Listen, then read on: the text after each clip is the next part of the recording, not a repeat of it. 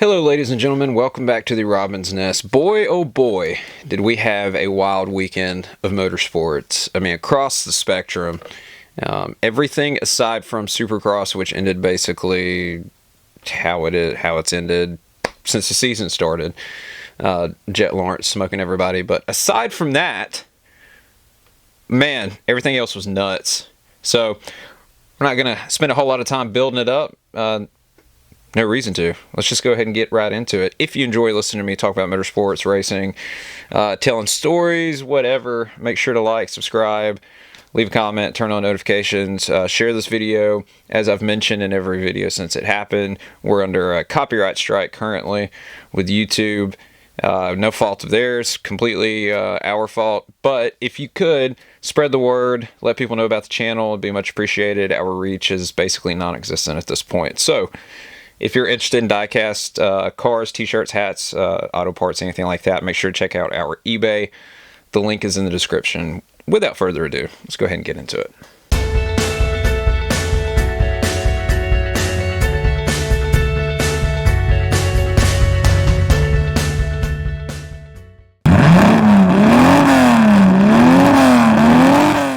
So if you guys didn't see the Cup race, the Xfinity race had a little bit of controversy. They were in Chicago, racing on the streets of Chicago. The Xfinity race had a little bit of controversy or however you want to say it.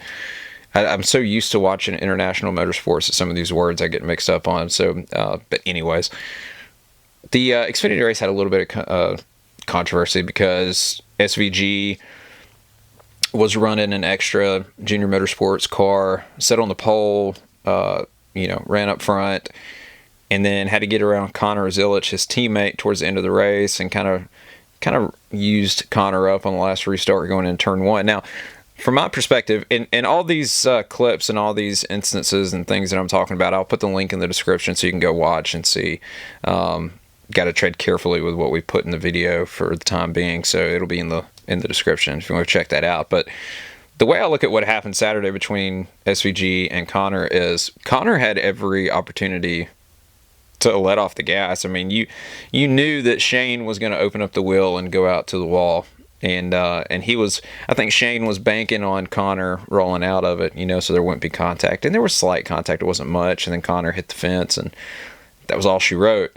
Shane went on to win. So I think the bigger issue with that race was not what happened between Shane and Connor, it's what happened after the race. If you watched the live feed, the cameraman was standing on the front stretch when Shane came through to do his donuts and just about got taken out. As soon as Shane whipped that car around, the back of that car had to have been like a foot from hitting the camera guy, which leads me into another person brought this up, so I can't take credit for it. I honestly didn't notice it at first until I saw someone say something about it. Then I went back and watched it, and it's like, my God, why are the camera guys out on the front stretch while we're doing donuts and victory celebrations? Why? That doesn't make any sense to me. Back in the day, you'd watch these guys go out there and do donuts and stuff. There was no one around because, obviously, you don't want to get hit by the car. But now we've just relaxed, protocols and safety and everything to the point where we just allow camera guys out on the racetrack after the race is over while there's a guy out there doing victory celebrations. It's crazy to me, particularly due to the fact that we have drones nowadays. And they use drones. But why not use them in that particular instance? I don't know, but I will say one cool thing is they did a Victory Lane interview, and for the first time that I can think of in quite a while, I think the reason they did that is so they could get the skyline of Chicago in the background. Xfinity kind of nipped that in the butt with putting their logo on top of Shane's car right behind him while he was being interviewed, so you couldn't really see anything other than a big purple Xfinity logo. So anyways, and then they go into the Cup race yesterday, and it was, I don't know, the race was all right.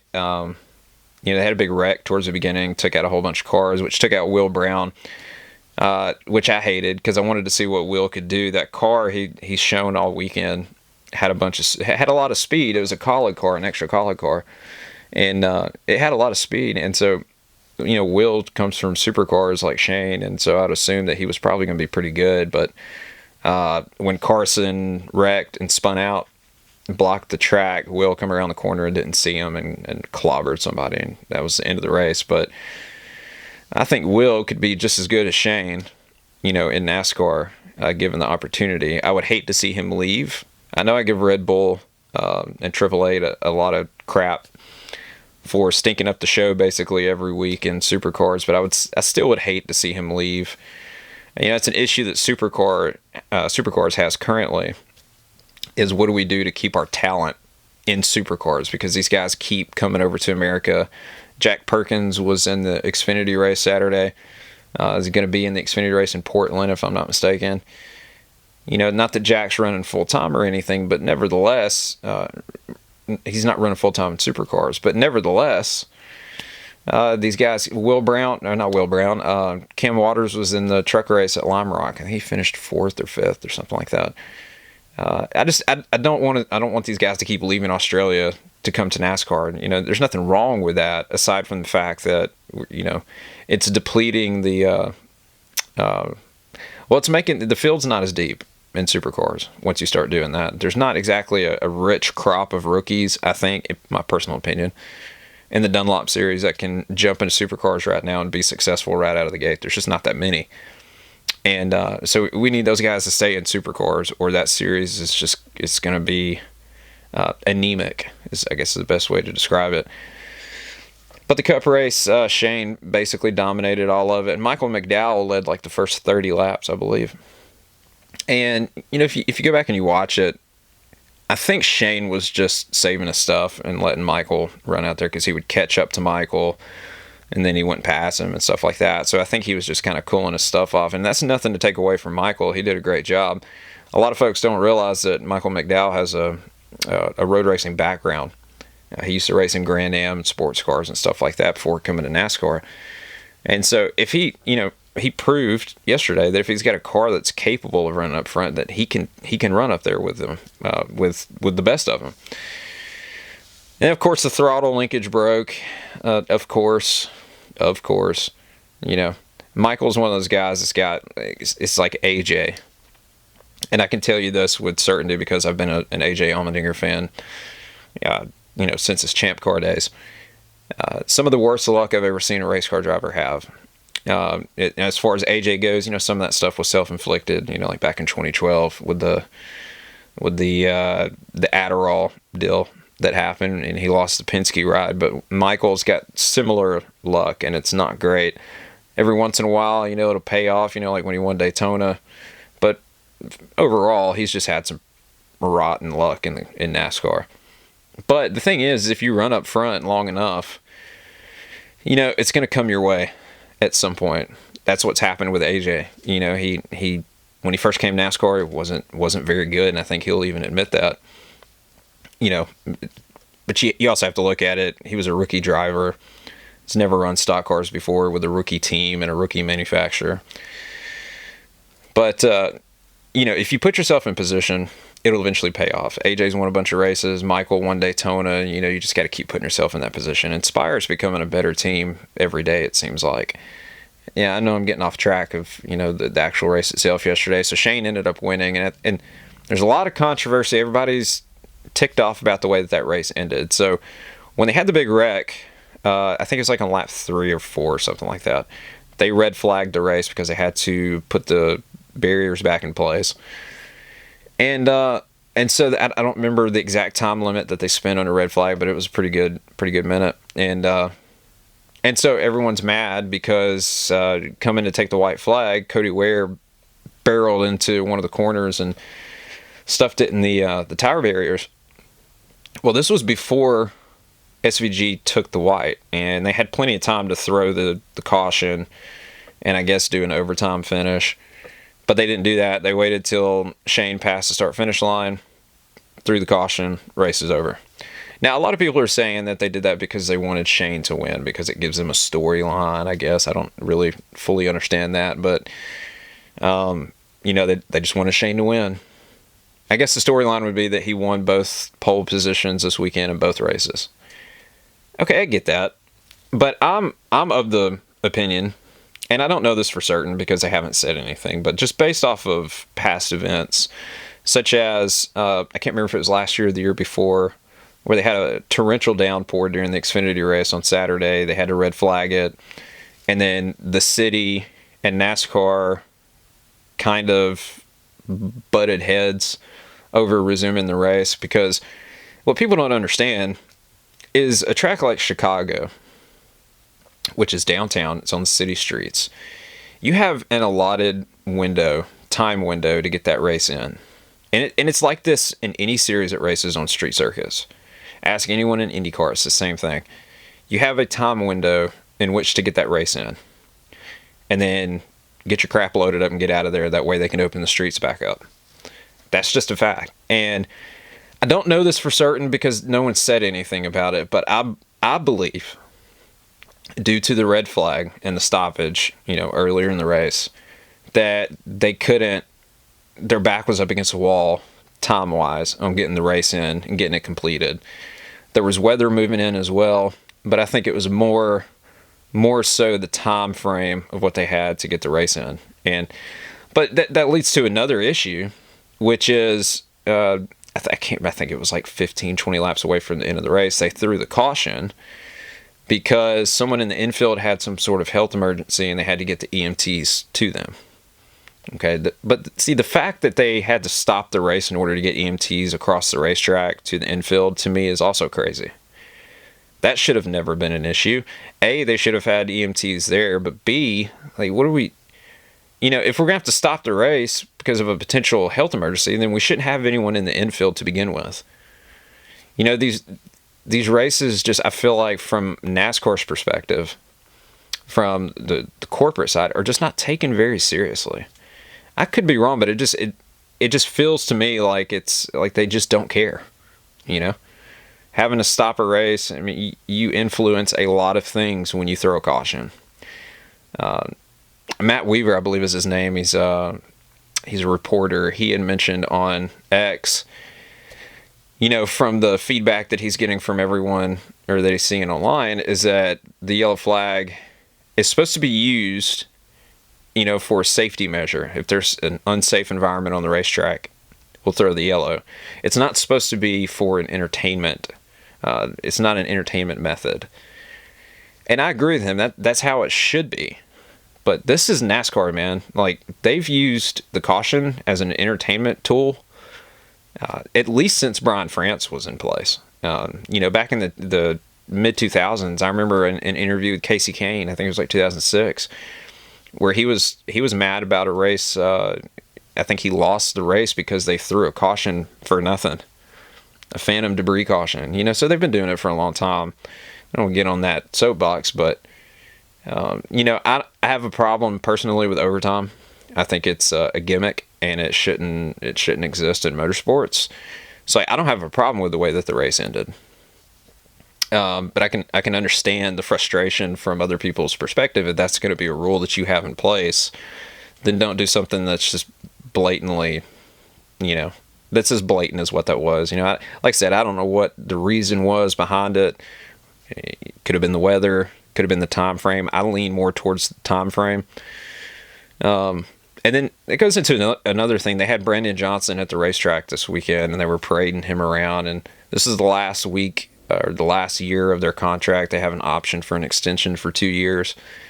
I have a really big problem with Brandon Johnson being paraded around the racetrack, though, on a personal level, because this guy is currently being investigated by the Department of Justice for racist hiring processes, meaning that he has hired a certain ethnicity in his administration deliberately over another. And the problem I have is, like, yeah, you could wade into politics and just say, oh, it's a political opinion, aside from the fact that he admitted it on camera. Like, he full-blown admitted it. That's what he's doing. That's why the investigation was open in the first place. Why would you parade someone around the racetrack that's got that kind of baggage going on? What, to hopefully sway him into extending the contract so you can do it a couple more years? This Chicago race, I don't have a problem with the race itself because I do like street courses. It's been so polarizing, though. If you look online at the fans' feedback, it's like split straight down the middle, where, some people love it, some people hate it. Why not just do something universal that everyone can agree with, which is Daytona? I don't think anyone had a problem with Daytona being the July 4th weekend race. I certainly didn't. I don't like Daytona the way that it races because it's a plate race and it's just a free-for-all, a demo derby, and whoever survives wins. That's how I feel about those tracks. I'm not wild about them, but the general sentiment was basically the same. And rather than that, we're going to go to a place where we've got a mayor who's got some severe baggage. Now, whether he's right or wrong on what he said, if he's completely exonerated, during the investigation from what he supposedly did, what he allegedly did, that's still a lot of baggage, man. I don't think I would have paraded someone who's being investigated. My personal opinion. And I hate that for Chicago, because Chicago is such a great city. I hate that they're I'm trying to think of what's the word I'm looking for here. Their representation at the racetrack and for that event is someone like Brandon Johnson. Lori Lightfoot wasn't the greatest mayor of all time, but Brandon Johnson is absolutely horrible. And I think you can tell that by his approval rating, which is in the toilet. So hopefully they make the right decision. Hey, going to San Diego, I wouldn't have a problem with that. That'd be kind of interesting to see. So I don't know. We'll see what happens. But the Formula One race at Silverstone was also mired in controversy because Oscar Piastri dominated that race. Let's just be real. He dominated it. They had quite a few safety cars because the weather was crazy. It would go from rain in 1 minute to being completely dry the next. And so one of the restarts, he, I guess, brake checked, if that's what you want to call it, the field, and Max drove up alongside him, and I think Max deliberately tried to make it look more egregious than it actually was. That's just the games that you play in Formula One. I mean, and that's nothing bad against Max. It's just the games that you play. I mean, I've seen Max do it a million times, and nothing's ever happened to him. I mean, now all of a sudden Oscar does it, and we're going to give him a 10-second penalty. And so he ended up serving his penalty under one of the pit stops. Lando passed him, and when you know it, Lando won. A Brighton winning in Britain. I'm not saying that they did that for that reason. It's just, it just worked out that way. I feel bad for Oscar, but one of the coolest things I've seen in Formula One in a long time was Nico Hülkenberg finally getting on the podium.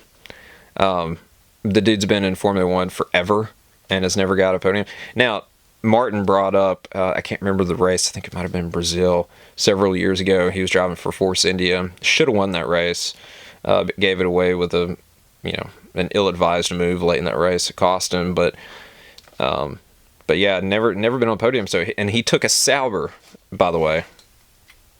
Outside of Alpine, it's like the worst car by the numbers on the grid.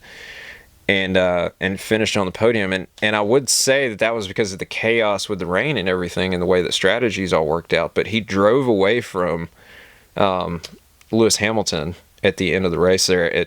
Lewis is in a Ferrari. By no stretch of the imagination is the Ferrari the fastest car on the grid. However, it is faster than a Sauber. And they couldn't catch him. And so it's so cool. I mean, outside of the controversy going on with the McLaren guys, I think the biggest news from that weekend, or from yesterday, was the fact that Nico got a podium finally. To motocross, I can't remember where they were. Was it Red? It sounds like Red Bull. I'm drawing a blank what the name of the track is this weekend. The 450s went about like you'd expect with Jet Lawrence smoking everybody, but the 250 motos were interesting. I didn't catch the last one, but I did watch. Haiden had fallen, I think, in practice and had messed up his leg. They thought it was just a Charlie horse, but come to find out, I think it was a little bit deeper than just a Charlie horse. And so, one of the motos, he finished like 14th. And it wasn't from like any mechanical failure with the bike. Yes, he did go down a couple of times, but that doesn't mean anything for Haiden. He can usually pick right back up where he left off. but he finished 14th. That's the worst that he's finished, I think, since like 22. It's been a while. And I think his leg was bothering him.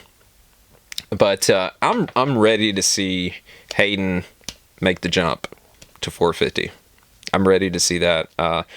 He's been beating everybody basically every weekend outside of this weekend on 250s. It's not even been close. So I think it's time to move up to 450, and I want to see how he fares against some of those guys. Sexton and Tomac, if Tomac sticks around. I think Jet. That's really the one that's going to be interesting to see if he can hang with the Lawrence brothers, Jet and Hunter. I don't make a prediction. It may take him a little bit of time to get his feet up underneath him, or he may come out there and just start smoking everybody right out of the gate. I don't know. But I will pay to see that. I will literally be tuning in every single week just to see what Haiden can do on a 450. Because I don't know. 250 is one thing, and I'm not saying anything bad about 250 because I certainly couldn't do anything that Hayden's doing or what any of those kids are doing. But yeah, I just want to see him on 450. It's going to be awesome. There's rumors that Tom Vial may be going to Europe to race in the MXGP. I hope he doesn't. I have no problem with the MXGP. It's awesome. If you've never watched it, you need to. It's basically just European motocross, but it's just fun to watch because it's treated almost like a Formula One Grand Prix just on dirt bikes. It's the way that they kind of portray it, and it's just a cool series. But I hope Tom sticks it out here. KTM, and that's who he rides for. They need him moving forward. Their talent pool is kind of not super deep, and they're going through some monetary issues, which I think they're starting to turn the corner with that. Maybe they'll get it straightened out and they'll stick around for a while. Because I'd hate to see KTM. I love KTM; it's one of my favorite brands. I'd hate to see them pull out of motocross and supercross. I think they should also invest some more in their sports car program, but that's just my personal opinion. Indycar was at Mid-Ohio this weekend, and finally, Alex Palou or Kyle Kirkwood didn't win. Scott Dixon won. Reason being is Alex set on pole, dominated the race. He wasn't super far in front of Scott towards the end of the race, and he lost it going up one of the inclines. The car just got out from under him, and he drove off the racetrack, and he didn't crash, but the momentum he lost was enough for Scott to get around him. He caught back up with Scott, but just ran out of time. He was faster, you could tell, but just couldn't get to him. And so that was really cool. But I think the biggest news out of the weekend as far as IndyCar goes was a crash that happened in Indy Next during their race. Two guys, I can't remember his name, Murray, I believe, was one of them. And anyways, they got hooked together in one of the high-speed sections of the track and went off and hit the fence. And I believe it was Murray. Don't quote me on that, but I believe that's who it was. Went flying and flipped over. And anyways, he went flying, and he just about got into one of the marshal stands. I mean, I think he missed the bottom of that stand by like an inch or two. It wasn't much. It's one of the worst crashes I've seen in a long time in IndyCar or Indy Next. Probably since Wicken's accident, honestly. I know that the severity and the outcome was totally different, but it was basically an airplane crash. I mean, the amount of debris, and it sheared the entire right side off of that car. So he's very fortunate that he wasn't injured. It just shows how safe those cars are nowadays. It's crazy that you can have an accident like that and walk away, essentially. And like I said, the link to that accident's in the description if you want to check that out. But very, very fortunate that no one was hurt. I also want to talk about Bowman Gray for a minute, because I was watching a race from Canada this weekend, dirt track race, and they brought it up, and they were talking about the finish. I think it was like a week ago or so, where and I don't know the name, so I'm just gonna say it was a dude and a girl were racing one another for the win, and the dude that she was racing against, his father was out there on the track as well racing, and he slowed down deliberately to try to block her as they were coming around to lap him, and he tried to block her so his son could win. It didn't really work out. The son didn't win, and so while she was sitting on the front stretch, because she finished like second or third, evidently she was out of the car, which I didn't know this until recently, but she was out of the car, and the son comes running across the track and jumps through the windshield or the windscreen of her car, and then when he gets jerked off of it, he starts grabbing the hood. He got yanked off the car by the police, and as they're doing that, he's grabbing the hood and like peeling the hood back, because these are all flimsy body panels to start with. You know, I thought it was a joke when I saw it, but I'm not alone, apparently, because the commentators for that Canadian short track race that I was watching, they brought it up, and they started talking about it. They're like, you know, it's bad enough what happened on the racetrack, it was bad enough what happened afterwards, but then the commentators themselves were building it up. You know, I don't know if it was a Dillner that was commentating for the Bowman Gray race, I'm not exactly sure, but regardless, they were building it up too, and it was like watching like WWE, and I know people make that comparison enough to motor racing that it almost doesn't mean anything anymore, or we could call it like the Jerry Springer show, but it looked very fake, and if it was real, that's even worse, I think.